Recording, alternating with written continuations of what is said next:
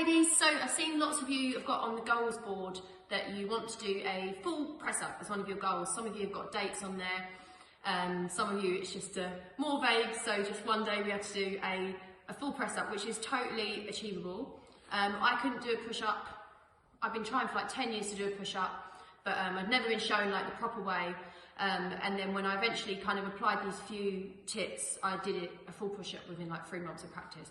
So just a little checklist. I always have this mental checklist. Lots of you that have been in classes with me will have heard me say these things. So whether we're on our knees or our toes for our push-ups, we always want to set up the same. So just have this little checklist in your head. So on the toes push-up, you basically start in a high plank position. So my hands aren't out wide. We don't do our push-ups like that. So, start in a high plank position. Core must be switched on, whether you're on your knees or your toes, your cores must be switched on. So, rather than putting your face in between our hands, which is what lots of people do, and that's why our elbows go out to the side, we're going to put our boobs in between our hands. So, lowering down and then push the ground away. So my fingers are spread like this, my weight is evenly distributed between my hands and my fingers, middle finger points forward. So, if we're on our knees, same thing applies. You must have your core engaged because, for instance, when I do a push-up on my toes, if my core's not engaged and I'm here, it's just not going to happen. So you need your core switched on like this. It's almost like a hollow hold position in your back.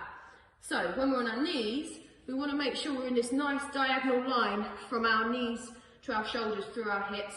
And same again, boobs in between the hands, here, and push up. If I put my face in between my hands, which I think is easily done, you can see the difference in my elbows, and my posture. Core switches off. So boobs in between the hands, nice diagonal line, core stays switched on, face in between the hands, I lose it.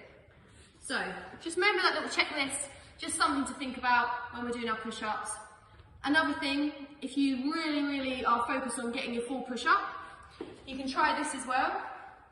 So coming in up onto your toes, we're here in high plank. Same again, fingers are spread, middle finger points forwards, weights evenly pushing into the ground. Now just don't even worry about coming back up. We're going to lower down with control. Hover at the bottom, collapse. My bum was a bit high there, but you get the gist. So get up however you need to. Lower with control, boobs in between the hands, hover, face plant. Doesn't matter how you get up, that lowering phase is where we really build the strength. And eventually you'll get to the point where you'll lower down, and then you can push 2 inches up, and so on and so forth. So next time you're doing push-ups in class, maybe try that first one where you're in the full push-up high plank position and you just do the lowering phase. Even if you just do it for 1 round, it's going to help you build strength. You can also practice it at home.